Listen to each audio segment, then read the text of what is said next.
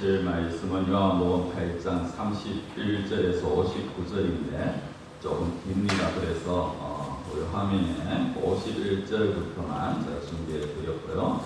51절에서 59절 제가 봉독해 드리겠습니다. 진실로 진실로 너희에게 이르노니 사람이 내 말을 지키면 영원히 죽음을 보지 아니하리라.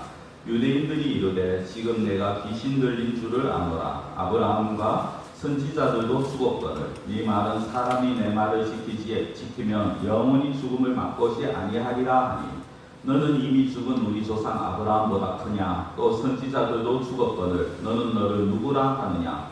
예수께서 대답하시되 내가 내게 영광을 돌리면 내 영광이 아무것도 아니거니와 내게 영광을 돌리시는 이는 내 아버지시니 곧 너희가 너희 하나님이라 칭하는 그이시라. 너희는 그를 알지 못하되 나는 아노니 만일 내가 알지 못한다 하면 나도 너희같이 거짓말쟁이가 되리라. 나는 그를 알고 또 그의 말씀을 지키노라. 너희 조상 아브라함은 나이 때 볼 것을 즐거워하다가 보고 기뻐하였느니라. 유대인들이 이르되 네가 아직 50세도 못 되었는데 아브라함을 보았느냐? 예수께서 이르시되 진실로 진실로 너희에게 이르노니 아브라함이 나기 전부터 내가 있느니라 하시니 그들이 돌을 들어 치려 하거늘 예수께서 숨어 성전에서 나가시니라. 아멘. 오히려 지난주 말씀 마지막에 보면은 30절에 이렇게 끝이 납니다. 이 말씀을 하시네 많은 사람이 믿더라라고 합니다. 많은 사람이 믿었다라고 나오는데 과연 그들의 믿음이 진짜 믿음인가? 달리 말하면 그들이 정말 참 믿음을 소유한 자들인가라는 의구심을 가지게 하는 것이 오늘 본문의 말씀입니다. 복음서를 보시면요, 예수님을 믿는다고 하다가도 배반하고 핍박하고 욕하고 심지어 이제 십자가에 죽이라고 그렇게 소리친 자들이 많이 나옵니다. 우리가 이미 앞에서 보았던 그 오병이의 기적 후에도 보면 수많은 무리들이 예수님을 따랐죠. 그러나 예수님이 자신이 생명의 떡이다라고 말씀을 하시니까 그 말씀 한마디에 많은 사람들이 그냥 우르르 떠나버립니다. 지금 많은 사람이 믿더라라고 하지만 사실 이 말씀을 오늘 본문과 연결지어서 보면 이렇게 볼 수가 있습니다. 그러나 그들이 상당수 거짓 믿음의 소유자더라.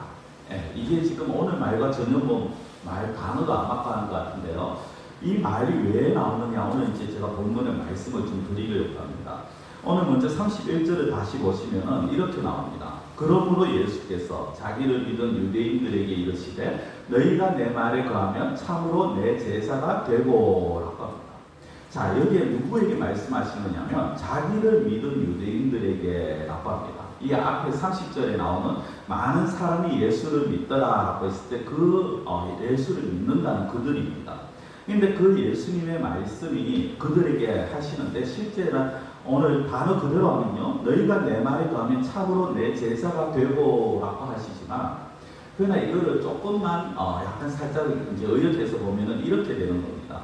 너희들이 나를 믿는다고 하면서 내 말에 거하고 있지 않으니까 너희들은 나를 믿는 게 아니고 내 제사가 아니다라고 말씀을 하시는 겁니다.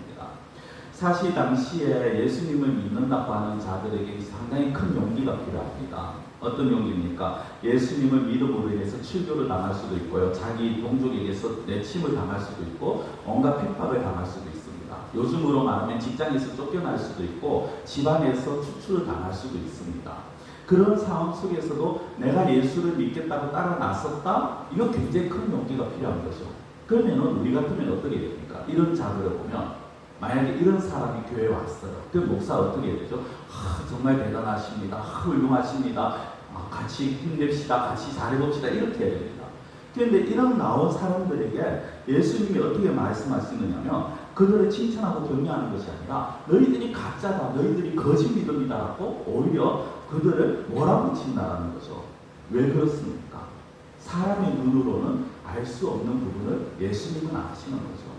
예수님께서는 그들이 믿는다고 예수님께 나와왔지만은 그러나 실상 그들의 믿음이 거짓 믿음이라는 것, 단순히 떡을 쫓아서 오는 것이고 기적을 쫓아서 나오는 그런 거짓 믿음이라는 것에 대해서 아셨기 때문에 이미 그들에게 예수님이 직설적으로 말씀을 하시는 겁니다. 그래서 저는 오늘 이 요한복음 8장 31절에서 마지막 59절 사이에 나오는 모습들을 우리가 좀 생각을 하면서 그런 거짓 믿음을 가진 자들이 어떤 모습을 보이느냐, 그리고 나는 과연 이런 모습이 혹시 나에게 있지는 않은지 우리가 좀 다시 한번 점검을 해보기를 원합니다.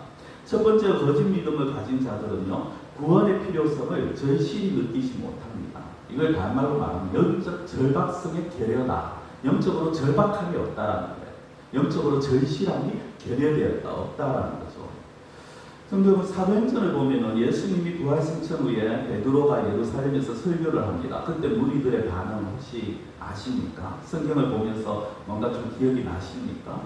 그때 무리들은요, 자기들 가슴을 치면서 우리가 어찌할꼬 하면서 회개하는 역사가 일어납니다. 베드로의 설교를 듣고 예수님을 알게 되고 나니까 자신들의 모습이 보이는 거죠. 그러니까 자신들의 가슴을 치면서 우리가 어떻게 해야 되나? 다르게 말하면 내가 이제 죽겠구나. 내가 영적으로 이제 죽는 자구나, 죽은 자구나, 이걸 깨닫게 됩니다. 사도 바울이 빌립보 감옥에 갇혔을 때도 똑같죠. 사도 바울 빌립보 감옥에서 갇혔을 때 감옥의 간수가 바울에게 보인 반응이 뭡니까? 그 바울 앞에, 죄수인 바울 앞에 무릎 꿇고 이렇게 말합니다. 어떻게 하면 내가 구원을 얻을 수 있는가? 어떻게 하면 내가 구원을 얻을 수 있겠는가? 여러분들, 이것이 참 믿음을 가진 자들의 보이는 일반적인 반응입니다. 달리 말씀은 뭐냐면요, 내가 어떻게 하면 구원을 받을 수 있을까? 구원받지 못한 인생 아무 소망이 없고 구원받지 못하면 죽음밖에 없는데 그러면 나는 어떻게 구원을 받을 수 있을까? 그래서 그 구원에 대한 절실한 사모함, 그리고 그 구원을 주시는 예수 그리스도에 대한 그 절실함이, 그것을 가지고 있는 것이 정말 참된 믿음이라는 거죠. 근데 오늘 본문을 보시면 집에 가서 31절부터 한번 찬찬히 꼭 보시기 바랍니다. 이 본문을 보시면 이 유대인들은 그런 구원에 대한 절박성, 절실함이 없습니다. 어떻게 할 수 있느냐? 이 사람들은 에게 하신 예수님의 말씀과 그 예수님에 대한 말씀에 대한 반박인데요.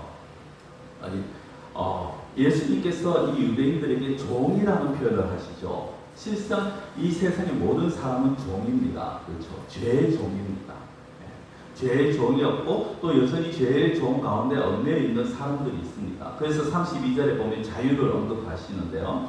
31절, 32절은 제가 다다음 주에 좀 더 구체적으로 좀 우리가 더 깊이 볼 겁니다. 진리가 자유케 한다 했는데 그것이 과연 무엇인가를 좀 생각해 볼 건데, 왜 다다음 주냐? 다음 주에는 우리가 교회 설립 기념주일입니다. 그래서 기념 감사 예배를 드릴 거고요. 그래서 다다음 주에 그 부분을 볼 건데, 자, 모든 사람은 예외 없이 죄의 종입니다. 그래서 예수님이 그들에게 자유케 하시겠다라고 하실 때, 그들이 정말 참된 믿음을 소유한 자들이라면 예수님의 그 말씀 앞에서 그들이 어떤 반응을 보여야 되느냐면, 그렇습니다 주님, 나는 죄인입니다. 나는 죄의 종입니다. 그러니 주님이 나를 구원하시옵소서, 참 자유를 주시옵소서, 이런 어떤 강구가 나와야 되고 이런 주님 앞에 엎드림이 나와야 되는 거죠. 그게 정상일 것입니다. 그런데 이들의 반응은요, 전혀 그렇지 않습니다. 33절에 보시면 그들이 이렇게 나옵니다. 그들이 대답하되 우리가 아브라함의 자손이라 남의 종이 된 적이 없거늘 어찌하여 우리가 자유롭게 되리라 하느냐. 성경의 33절 말씀은요, 이 유대인들의 두 가지 모습을 보여줍니다. 하나는 그들이 얼마나 영적으로 무시한가를 보여주는 것이고요, 또 하나는 그들이 얼마나 뻔뻔스러운가를 보여줍니다. 영적으로 무시하다라는 것은 지금 예수님의 이 말씀을 영적으로 깨닫지를 못한다는 거예요. 영적인 눈이 가려져 있고 마음이 어두운 상태이기 때문에 말씀을 들어도 깨닫지 못합니다. 이거는 택함받지 못한 자들에게 나타나는 전형적인 모습이죠. 자, 두 번째, 그들이 뻔뻔하다고 말씀을 드렸는데요. 이들이 왜 뻔뻔하냐? 그들은 자신들이 종되었던 적이 없었다라고 말합니다. 그런데 그 이스라엘의 역사는요, 어떻게 보면은 노예의 역사라고도 말을 할 수 있습니다. 아브라함의 후손으로 애굽에서 이집트에서 400년간 종살이 했죠. 하나님의 은혜로 그들이 애굽에서 나와서 가나안에 들어갔지만 또 사사시대에, 가나안에 들어가서 초창기 사사시대에도 보면은 7번이나 주변 나라에 속국이 되었는 것이 성경에 기록이 되어 있습니다. 그래서 속국으로 공물을 바쳤죠. 그거 이후에 사울왕 이후에 이제 다윗 솔로몬을 지나고 솔로몬 다음 세대 남북이 갈라지고 난 이후에 그 남유다와 북이스라엘이 또 어떻게 됩니까? 시간이 지나면서 북이스라엘은 아수르에게 정복이 되어서 그 북이스라엘 민족들이 온 세계에 흩어짐을 당합니다. 남유다는 바벨론에게 잡혀가서 모욕적인 포로 생활을 합니다. 그리고 끝입니까? 예수님 당시에 이들은 지금 예수님과 대화하고 있는 이 당시에도 그들은 로마의 속국으로, 로마의 식민지로 그렇게 살아가고 있습니다. 종교적으로 자기들이 자유함을 누리고 종교적으로 하나님께 예배드리는 것이 좀 자유롭다 뿐이지 그들은 여전히 여전히 노예로서, 식민지로서, 포로로서, 종으로서 그렇게 살아왔고 살아가고 있다라는 것입니다. 그러면서도 자신들은 종된 적이 없다라고 말하니까 영적으로 무시한 것이고 또 그들은 참 뻔뻔하다라는 것이죠. 그 무시와 뻔뻔함 속에서 그들은 우리는 이런 어떤 예수가 말하는 자유, 예수가 말하는 그 구원의 필요성을 느끼지 못하고 있다는 것입니다. 성도 여러분, 믿음은 언제 생기느냐? 믿음은요, 절박성이 있을 때 생깁니다. 절실함이 있을 때 생깁니다. 예수님이 아니면, 하나님의 은혜가 아니면 난 구원받을 수 없다, 구원받지 못한다, 그리고 구원받지 못한 인생은 죽음밖에 없다, 이게 제대로 깨달아지고 인식이 되어지면요 절실할 수밖에 없어요. 주님 앞에 매달릴 수밖에 없죠. 예수님, 당신만이 나의 구원자입니다. 당신만이 나를 죄에서, 나를 사망에서 건지실 분입니다라고 그렇게 말할 수밖에 없고 엎드릴 수밖에 없다는 거예요. 내가 필요성을 못 느끼니까 옆에서 아무리 가르쳐줘도요, 옆에서 아무리 알려줘도 소용이 없는 것입니다. 여러분, 기도도 마찬가지입니다. 제가 계속 기도의 말씀을 드리고 강조를 드리는데요. 그런데도 제가 우리 성도들 보면 좀 답답함을 느끼는 것이 무엇이냐면 정말 저렇게 절실함이 없는가라는 거죠. 저렇게 절박하지 않는가. 여러분들, 내가 절박하고 내가 절실하게 되면요, 그러면은 기도하지 않을 수가 없어요. 몸이 아픈데 이 몸을 나는 아파도 괜찮아, 나는 뭐 좀 시름시름 아파도 뭐 언젠가 괜찮아지겠지, 아니면 죽으면 그만이지, 이렇게 생각하는 사람 없습니다. 그렇죠? 몸이 아프면은 어떻게 합니까? 의사를 찾아갑니다. 예. 몸이 아픈데도 불구하고 나는 괜찮아, 나 신경 쓰지 마, 나 이대로 아파도 돼 라고 말하는 사람 없어요. 여러 가지 상황에 따라서, 사정에 따라서 지금 내가 병원에 가지 못하는 상황은 있을 수 있지만 그렇지 않더라는 거죠. 그래서 예수님께서 마가복음 2장 17절에 이렇게 말씀합니다. 그들에게 이르시되 건강한 자에게는 의사가 쓸데없고 병든 자에게야 쓸데있느니라. 성도 여러분, 건강한 자, 안 아픈 사람은 병원에 대해서 관심이 없어요. 예, 자기가 의술에 대해서 의학적으로 좀 관심 있는 사람이 아니면 안 아픈 사람들은요, 병원에 대해서 관심도 없고 병원에 병자권을 내가 왜 합니까? 그냥 아픈 사람은 어떻게 합니까? 병원을 가야 되고 의사가 필요한 겁니다. 자신의 병 때문에 절박함이 생길 때 그때 의사를 찾아갑니다. 그 뒤에, 이 뒤에 말씀도 마찬가지예요. 나는 의인을 부르러 온 것이 아니요 죄인을 부르러 왔노라 하십니다. 내가 죄인이라는 것이 깨달아질 때 그때 그 사람은 구원을 얻기 위한 절박함 때문에 예수님께 나온다는 겁니다. 그때 진짜 믿음이 생기는 거죠. 성도 여러분, 교회를 다니는 것이 믿음이 있는 것이 아닙니다. 제가 누누이 말씀드리죠. 내가 교회에 나와서 예배 자리에 있다고 해서 내가 믿음이 있다고 착각하시면 안 돼요. 내가 교회를 다니지만은 지금 예배 자리에 있는 것보다 더 중요한 것이 무엇이냐면 내가 죄인이었다는 것을 인정하는 겁니다. 그리고 내가 죄인이고 이 죄인의 자리에서, 죄의 종에서 죽음의 자리에 끌려가고 있는 이 시점에서, 이 모습에서 예수 그리스도가 나를 구원해 주시는 유일한 분이라는 것을 고백하는 것, 그게 믿음이에요. 예수님이 나를 죄에서 건져주셨다, 예수님이 나를 죽음에서 건져주셨다라고, 그래서 나는 예수 그리스도밖에 없다 고백하는 것, 이게 참된 믿음이라는 거죠. 여러분도 혼동하시면 안 돼요. 내가 예배 자리에 있으니까, 내가 이 시간에 주일 아침 11시 이 시간에 이 교회에 있으니까 나는 믿음이 있다라고 착각하시면 안 돼요. 정말 여러분들 안에 예수 그리스도 외에는 내가 구원의 길이 없다라는 것을 인정하시느냐. 그래서 나는 예수 그리스도만을 붙들고 가겠노라고 그렇게 고백하실 수 있느냐는 것입니다. 자, 두 번째로 거짓 믿음을 가진 자들의 특징이 뭐냐면요, 하나님의 말씀을 잘 듣지를 못합니다. 자, 제가 말씀 두 군데를 연속해서 읽어드리겠습니다. 먼저 본문 37절에 보시면요, 나도 너희가 아브라함의 자손인 줄 아노라. 그러나 내 말이 너희 안에 있을 곳이 없으므로 나를 죽이려 합니다. 내 말이, 예수님의 말씀이 이 유대인들 안에 있을 곳이 없다라는 거예요.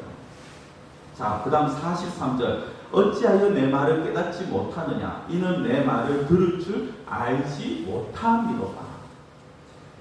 이 유대인들은요, 예수님과 지금 대화를 주고받고 있잖아요. 예수님이 사역을 시작하면서 얼마나 많은 대화를 주고받습니까? 그런데 이 유대인들의 귀에 예수님의 말씀은 사실 들어오지 않고 있어요. 그럼 이들이 예수님과 대화하는 이유가 뭡니까? 예수님 말씀도 듣지 않을 거면서. 그들이 예수님과 대화하는 이유는요, 단 하나입니다. 말씀을 듣기 위함이 아니라 저 예수라는 자의 말을, 그 말꼬리를 잡겠다, 트집을 잡겠다는 거예요. 이것이 교회 다니면서 믿음에 문제가 있는 사람들의 공통점이고 일반적인 모습이에요. 하나님의 말씀에 관심이 없어요. 설교도 근성으로 듣습니다. 아무리 설명을 하고 아무리 풀어줘도 이해하지 못합니다. 그런데 참 재미있는 거는 그렇게 하다가 설교 시간에 누군가의 예화를 다 들고 아니면 재미있는 이야기를 하고 정치적인 이슈나 세상 돌아가는 이야기를 하거나 타인의 어떤 허물을 하면요, 순간 눈이 반짝반짝거립니다. 우리 교회가 그렇다는 게 아니고 제가 몇 군데 다니보니까 그렇다. 또 특별히 이제 제가 단임으로 있는 동안에는 외부에 나가는 게 헌신 예배밖에 없잖아요. 헌신 예배 거의 줄 오고 그러면 많이 피곤해요. 정말 졸기도 하시고 막 고개 숙이고 극하시다가도 뭐 예화 하나 들려주거나 아니면은 뭐 그냥 세상 이야기 하거나 극하면요, 왜 그렇게 눈이 반짝거리는지 몰라요. 그런데도 그러다가도 신앙에 대해서, 하나님의 말씀에 대해서 갑자기 방향 탁 펴면요, 그때부터 또 고개를 숙입니다. 눈을 감습니다. 어떤 분들은 아예 대놓고 좁니다. 코만 안 보시나 보지. 근데 심지어 또 코 보시는 분들도 계세요. 아, 정말 황당합니다. 말씀을 열심히 전하는데, 당면은 그래도 제가 다 무시하고 할 수 있는데, 코를 보시니까요. 말씀이 끊겨가지고. 여러분들, 이게 뭐가 문제입니까? 말씀에 관심이 없다는 거예요. 교회 다니는 연수는 오래되었는데도 불구하고 말씀을 듣는 게 너무 고역입니다. 말씀을 읽는 것 자체가 너무 괴로워요. 그래서 어떤 분들은 말씀은 나의 수면제이시오. 잠 안 올 때 말씀만 읽으면 1분 안에 잠이 듭니다. 말씀이 얼마나 좋은지 모르겠습니다. 이렇게 말씀을 수면제로 쓰는 분들. 말씀을 가지고 이야기를 좀 하고 누군가 상담을 하다가 그게 인간적인 이야기에서 이제 하나의 말씀으로 좀 들었으면요, 그러니까 분명히 믿는 분인데도 불구하고 막 가만히 있지를 못하는 분들이 계세요. 온몸을 뒤트는 분들이 계세요. 만약에 이 가운데 그분들이 안 계시겠지만 이 가운데 만약 그렇게 말씀이 제대로 들려지지 않고 말씀이 나에게 너무 고역으로 다가오신다, 그러면요, 죄송하지만 진지하게 여러분들의 믿음을, 자신의 믿음을 되돌아보셔야 됩니다. 자, 세 번째로 거짓 믿음을 가진 자들의 특징이 뭐냐? 예수님이 하나님이심을, 성자 하나님이심을 믿지 못한다라는 것입니다. 예수님께서 무리들에게, 지금 이 유대인들에게 오늘 어떻게 말씀하시느냐면, 내 말을 지키면 너희가 죽음을 영원히 보지 아니할 것이다 라고 말씀합니다. 그런데 그 의미가 뭐죠? 육신의 죽음이 아니라는 거 우리 너무 잘 알잖아요. 내 말을 지키면, 즉 예수 그리스도를 믿고 예수 그리스도의 말씀을 따르는 자들은 영생을 주시겠다라는 겁니다. 그런데 이게 앞서 말씀드린 것처럼 할 말씀을 제대로 깨닫지 못하니까, 예수님 말씀 깨닫지 못하니까 이들이 적극적으로 반박하고 나서잖아요. 우리 조상 아브라함보다 네가 더 크냐? 선지자들도 다 죽었는데 네가 그들보다 더 크냐? 네가 그들보다 더 먼저 되었느냐? 네가 그들보다 더 오래 살았느냐? 따지기 시작합니다. 이런 무리들에게 예수님께서 대답을 하시는데 그 대답이 또 너무 황당해요. 자, 오늘 56절입니다. 너희 조상 아브라함은 나이 때 볼 것을 즐거워하다가 보고 기뻐하였느니라. 아브라함이 예수님의 때가 예수님의 때 예수님이 하실 그것을 이제 즐거워하다가 그것을 볼 거라고 즐거워하고 또 실제 보고 기뻐하였다라는 건데, 이걸 영적으로 봐야 되는데 이 이스라엘 사람들은 어떻게 합니까? 이걸 영적으로 생각을 하지를 못한 거죠. 영적으로 받아들이지를 못합니다. 그래서 아브라함은 수천 년 전의 사람인데, 그럼 지금 자기와 같이 있는 예수가 수천 년 전부터 있었다는 얘기냐? 어떻게 예수가 아브라함을 볼 수 있느냐? 받아들일 수가 없었다는 거죠. 그래서 이들이 예수님께 하는 게 뭡니까? 네 나이가 50세도 안 되었는데 어떻게 아브라함을 봤냐고 따집니다. 그러니까 거기에 대해서 예수님이 점점 또 전가격식으로 더 황당하게 대답하시죠. 58절에 예수께서 이르시되 진실로 진실로 너희에게 이르노니 아브라함이 나기 전부터 내가 있느니라 하시니, 아브라함이 나기 전부터 너희들은 너희 조상 아브라함 수천 년 전의 사람이라서 너희들이 볼 수 없었고 나도 아니라고 말하지만 실제 아브라함이 태어나기 전부터 내가 있었다라는 겁니다. 또 어떻게 그럴 수 있습니까? 가능한 것은 다 하나죠. 예수님이 태초부터 계셨다라는 거예요. 그것도 가능할 수 있는 건 예수님이 하나님이시기에 그게 가능하다라는 거죠. 그래서 이 말씀 58절 이 말씀은요, 아브라함이 나기 이전 과거부터 지금까지 나는 계속해서 있었고 나는 여전히 있고 또 앞으로도 여전히 존재하는 자다라는 거예요. 그래서 이 58절 마지막에 내가 있느니라라는 이 말씀, 사실 이 말씀은요 영어로 보면은 출애굽기 3장 14절에 이미 한번 동일하게 딱 똑같은 문구가 나옵니다. 출애굽기 3장 14절이 뭐냐면요, 하나님이 모세에게 이르시되 나는 스스로 있는 자이니라 라고 나와요. 이게 뭐냐면 모세가, 하나님 모세를 불러서 애굽에 가서 너희 이스라엘 백성들을 불러내라 했을 때, 제가 그들에게 갔을 때 그들이 하나님을 누구라고 하나님에 대해서 물으면 제가 어떻게 말합니까? 라고 했을 때 하신 말씀이에요. 나는 스스로 있는 자이다. 영어로 말하면 I am who I am. 나는 나라. 굉장히 얼핏 생각하면 그게 나는 나지 이렇게 되는데요. 그 의미가 뭐냐면 나는 스스로 있는 자고 나는 처음부터 있는 자고 난 누가 만들어서 존재하는 자가 아니다라는 거예요. 스스로 있는 자, 그리고 영원히 있는 자, 영원한 지존자, 그분이 하나님이시고 그분이 오늘 예수님이 동일하게 말씀을 하십니다. 즉 예수님이 하나님이시다라는 걸 말씀을 하죠. 그러니까 이 말을 들은 이스라엘 백성들이, 유대인들이 59절에 보면 돌로 들어 치려 한다고 나오잖아요. 왜 그렇습니까? 예수님이 자기가 하나님이라고 하니까 신성 모독죄가 나요. 어떻게 자기가 하나님으로 그렇게 할 수 있어요? 이런 건 당장 그 자리에서 돌로 쳐 죽여야 되거든요. 그러니까 돌로 치려고 하고 예수님께서 그들을 피해서 이제 나가는 거죠. 이들은 도저히 예수님이 하나님이라는 걸 받아들일 수가 없습니다. 믿지를 못하는 거죠. 자, 네 번째로 거짓 믿음을 가진 자들의 특징이 뭐냐? 결국은 예수님을 떠난다라는 겁니다. 결국 예수님을 떠난다. 예수님을 믿는다고 하는 유대인들이 결국 예수님을 돌로 치려고 하고 예수님을 떠나고 맙니다. 거짓 믿음 하는 자들, 거짓 믿음은요 결국 세상으로 돌아갈 수밖에 없어요. 자, 앞서 제가 말씀드린 세 가지 한번 다시 생각해 보시기 바랍니다. 제일 첫 번째가 뭐였습니까? 나는 죄인이라는 고백과 예수님이 아닌 난 구원받을 수 없다라는, 그래서 나는 구원받아야 되기 때문에 예수님이 필요하다는 그 어떤 절실한 영적 요구가 없죠. 그리고 그 영적인 요구가 없으니까 그 하나님의 말씀 자체가 나에게 아무 소리가 되지 않는 겁니다. 그냥 하나의, 아무리 살아도 그냥 하나의 도덕책, 윤리책으로밖에 되지 않죠. 그리고 그러니까 당연히 예수님이 하나님이라는 걸 인정하지 못하죠. 그럼 이렇게 되니까 처음 그냥 교회에 있다가 자기 마음에 안 들면 그 예수님 떠나는 거죠. 이런 상태니까 정말 예수님이 믿어지지도 않고 하나님의 말씀이라는 게 도저히 받아들여지지도 않고 하나님 말씀을 들려지지도 않고 영적으로 필요성을 내가 영적인 그 어떤 절실함이 없으니까 내가 힘들면은 교회를 떠나는 거예요. 누가 나에게 좀 싫은 소리 하면 떠나버리는 거죠.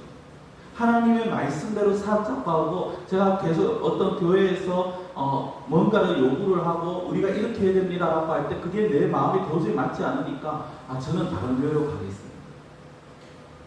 그래서 하는 말이, 그래서 교회를 떠나는 분들의 제가 보니까 가장 많은 이유가 뭐냐면 말씀은 좋은데요, 저하고 이 교회가 안 맞는 것 같아요.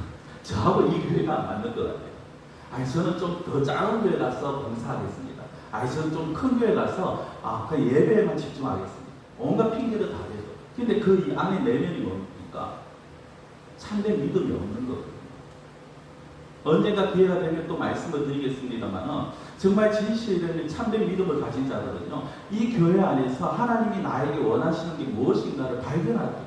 그걸 또 발견하려고 노력을 합니다. 그래서 혹시 제가 지금 여러분들 화면에 보이는 이 네 가지 중에 하나라도 내가 가지고 있거나 마음이 찔리는 게 있다면 성도분, 그분은요 간절히 기도하셔야 돼요. 어떻게 기도합니까? 주님, 나의 믿음 없음을 도와주시옵소서. 기도하셔야 돼요. 하나님, 내가 정말 하나님을 믿고 예수님을 믿는데 내 마음 순간순간에 내 삶 속에서 나는 계속 이런 모습이 보입니다. 하나님 말씀이 잘 들려지지 않습니다. 또 때로는 하나님 예수님이 하나님이시라는 게 잘 믿어지지 않습니다. 또 아니면 예수님 정말 내가 절실함이 없습니다. 그런데 이거를요, 내가 해결하려고 하면 절대 안 됩니다. 내가 내 믿음을 막 키울 수 있을 것 같습니까? 영적인 절실함이 없고 내가 말씀이 들려지지 않는다. 내가 하나님 말씀으로 받아야지 않고 받았을 것 같습니까? 아니요. 하나님이 도와주셔야 돼요. 그러니까 그렇게 기도하셔야 돼요. 하나님, 나는 이런 부분이 안 됩니다. 하나님께서 나를 도와주시옵소서. 하나님, 나의 안에 절실함을 회복시켜 주시고 말씀이 말씀으로 들려지게 하시고 정말 하나님이 살아계신 하나님이 예수님이 하나님이시니 믿으시는 은혜를 달라고 그렇게 기도하셔야 돼요. 여러분, 이 유대인들은 지금 거짓 믿음을 가진 자들이죠. 근데 이 거짓 믿음을 가졌다 할지라도요, 사실 돌아서면 구원을 얻습니다. 그렇죠? 지금까지 내가 거짓 믿음이었다 할지라도, 물론 이 가운데 그런 분은 안 계시리라고 믿습니다만, 거짓 믿음을 가졌다 할지라도요, 돌아서서 예수님을 붙들면 구원함을 받습니다. 그러나 돌아서지 않으면 어떻게 됩니까? 영원한 멸망의 길을 갈 수밖에 없는 거죠. 눈을 말씀드리고 앞서도 말씀드렸지만 교회를 다니시는 것으로 만족하지 마십시오. 거짓의 문제는 지금 이 순간 끝내야 되는 겁니다. 거짓의 문제를 계속해서 끌고 가면 안 됩니다. 평생 끌고 가면 안 됩니다. 어떤 분들은 내가 뭐 이래 하다가 나중에 죽기 전에 제대로 신앙 고백하면 되지. 여러분들 그때가 언제인 줄 아시고요. 죄송하지만 그때를 아십니까? 내가 주님 앞에 불려갈 그때를 아십니까? 언제라고 딱 가르쳐 주시던가요? 전에도 말씀드렸죠. 제가 부교육자 시절에 아니라 갑자기 끊겼나? 네, 이게 죄송합니다. 제가 부교육자 시절에 미리 배터리를 바꿔놓으면 되는데 괜찮겠지 하고 하다 보면 이렇게 됩니다. 부교육자 시대 중고등부 아이들한테, 심지어 유초등부 아이들한테도 했는 경고성 문구 전에 한번 말씀드린 걸로 압니다. 너희들이 이 자리에 예배를 드리고 나가서 교회 문을 벗어나서 집에까지 무사히 갈 수 있다고 절대 생각하지 마. 절대 그렇게 믿지 마. 너희들이 오늘 집으로 가는 그 길 가운데 어떤 일이 벌어질지 모른다고 저는 그렇게 계속 가르쳤어요. 여러분들, 내가 지금까지 살아왔는 거, 그것도 중요하죠. 그냥 앞으로의 삶이 더 중요하잖아요.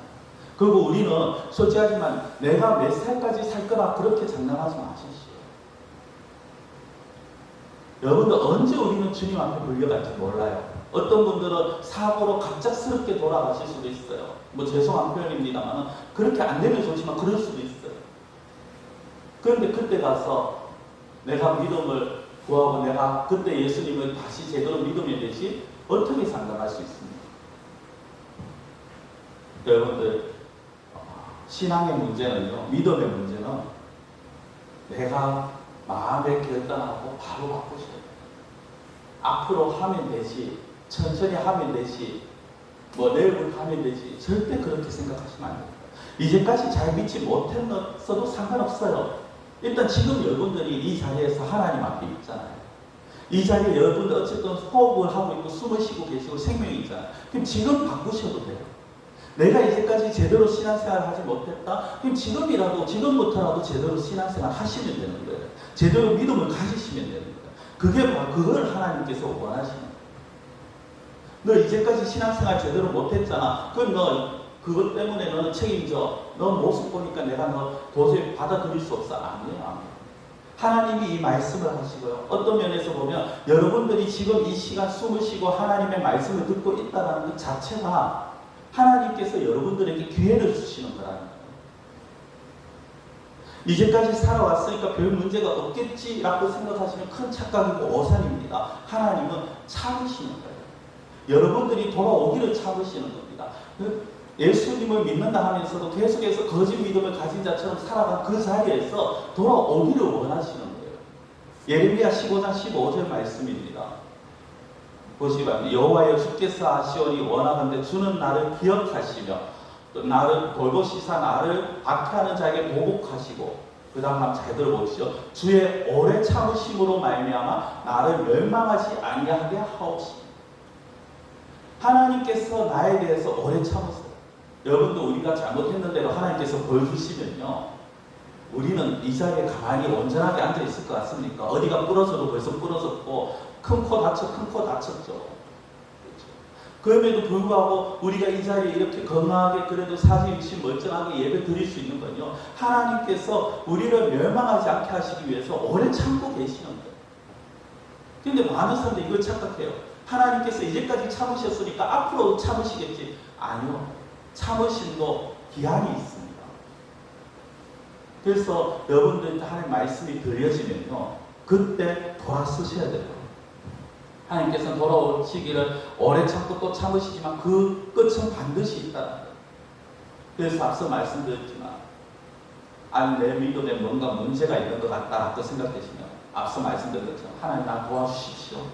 나에게 문제가 있습니다. 하나님 내가 나를 돌아봐도 내 믿음이 지금 좀 문제가 있습니다. 하나님 나 좀 도와주십시오라고 그렇게 기도하셔야 돼요. 그럴 때 하나님께서 그 믿음을 도와주시고 더 큰 믿음으로 하나님께서 키워주시는 것입니다. 여러분, 그리스도인이 어떤 자입니까? 그리스도인이란 예수님이 자신의 주인이 되시다고 고백하는 자예요. 예수님이 하나님 되심을 믿고 예수님 외에는 나에게 소망이 없습니다라고 고백하고 나오는 자예요. 하나님의 말씀만이 내 영혼의 양식이고 영원한 진리입니다 고백하는 자예요. 세상이 다 예수님에게 등을 돌려도 나는 예수님만 따르겠습니다. 베드로 고백처럼 영생의 말씀이 주께 있사오니 내가 누구를 어디로 가오리까? 예수님께 완한 모든 것을 맡기고 예수님만 바라보고 예수님 곁에서 내가 있겠습니다. 이게 그리스도인의 모습이다. 우리가 그런 모습, 그런 믿음을 가져야 된다. 사랑하는 성도 여러분, 우리가 가진 믿음, 가장 기본적인 구원의 믿음, 이것 역시 내가 가진 게 아니잖아요. 하나님이 주신 것 아닙니까? 하나님이 우리에게 은혜를 주셨잖아요. 에베소서 2장 8절 9절 말씀입니다. 너희는 그 은혜에 의하여 믿음으로 말미암아 구원을 받았으니 이것은 너희에게서 난 것이 아니요 하나님의 선물이라. 행위에서 난 것이 아니니 이는 누구든지 자랑하지 못하게 함이라. 여러분, 선물을 받는 자가 고릅니까? 주는 자가 고릅니까? 요즘은요, 젊은 세대들은 다 물어보고 준다 하더라고요. 니 뭐 하고 싶은데 해서 받는 자가 원하는 걸 준다고 하지만, 그렇지만 기본적으로 선물이라는 개념은 뭐죠? 내가 주고 싶은 사람에게 내 마음을 담아서 주는 거잖아요. 그렇죠? 그런데 우리가 받은 선물이 어떤 겁니까? 못 모르고 받았어요. 하나님이 우리가 받겠다 한 것도 아니고 하나님이 우리에게 그냥 마구새도 그냥 강제로 안겨주셨죠. 그래서 우리가 받았는데 받고 보니까 너무 큰 은혜입니다.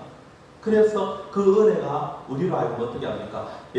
예수님이 하나님이심을 고백하고 예수님이 우리의 구주라고 고백할 수밖에 없더라는 거죠. 우리가 예수님을 구주라고 고백하는 거.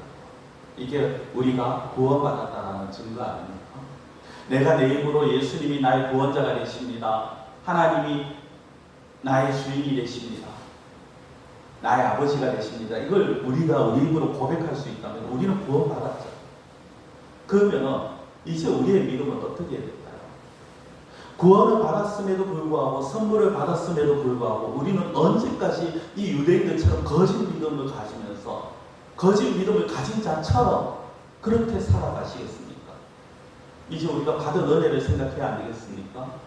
정말 내가 받은 은혜를 생각하면서 참된 그리스도인답게 하나님의 은혜가 아니면 나는 살아갈 수 없고 하나님의 말씀이 아니면 나는 더 이상 붙들 것이 없고 예수님이 참 하나님이시고 그래서 나는 영원히 하나님이 예수님만 붙들며 살겠다고 그렇게 나아가는 그런 우리의 모습이 되어야 되지 않겠습니까? 예수님께서 그것을 오늘 유대인들에게 말씀하신 것이고 오늘 우리들에게 저와 여러분들에게 말씀하신 겁니다. 우리가 이제까지의 모습 이제까지 정말 훌륭하게 신앙생활 하신 분들도 계실 겁니다. 그러나 이제까지는 이제까지입니다. 제가 항상 말씀드리듯이 과거에 뭐 이게 중요하지 않아요. 이제까지는 이제까지야. 지금까지는 지금까지입니다. 지금부터 더 나아가야죠. 이제까지 잘 해오셨다면 더 잘 하셔야 될 것이고, 이제까지 못했다면 이제부터 제대로 하셔야죠. 그 예수님이 원하시고 하나님이 바라시는, 정말 우리에게 선물을 주시고 은혜를 주신 그 하나님의 마음을 헤아리는 그런 모습이 아니겠습니까? 정말 이 거짓 믿음의 모습을 이제는 우리가 떨쳐버리고 하나님이 원하시는 참된 믿음의 모습으로 살아가실 수 있는 그러한 우리 성도들이 되시기를 축원합니다. 기도드리겠습니다. 사랑의 하나님 아버지, 우리가 살아가면서 정말 하나님의 모습, 말씀을 우리가 늘 생각하고 하나님이 무엇을 원하시는가, 무엇을 바라시는가를 우리가 늘 기억하며 우리가 또 우리 자신을 되돌아보며 나아갈 수 있는 저희들이 되게 하여 주시옵소서. 입으로는 하나님을 말하고 입으로는 믿는다고 하면서도 정말 우리가 온전히 하나님을 바라보고 우리의 영적인 어떤 절실함과 절박감으로 그 예수 그리스도를 붙들고 있는지, 그리고 하나님의 말씀을 우리의 생명의 말씀으로 우리가 받아들이고 있는지, 예수님이 진정 우리에게 구원을 주시는, 우리를 위해서 돌아가신 성자 하나님이심을 믿고 그분만을 바라보며 그분만을 따르고 있는지 우리 자신을 날마다 돌아보게 하여 주시옵시고, 유대인들과 같이 거짓 믿음을 가진 자가 아니라 하나님이 기뻐하시는 참된 그리스도인의 모습으로 살아갈 수 있는 저희들이 되어질 수 있도록 주님 저희들을 붙들어 주시고 저희들을 도와주시옵시고 저희들의 믿음 없음을 불쌍히 여겨주시옵시고 저희들에게 은혜를 허락하여 주시옵소서. 간절히 원하고 예수님의 이름으로 기도드리옵나이다. 아멘.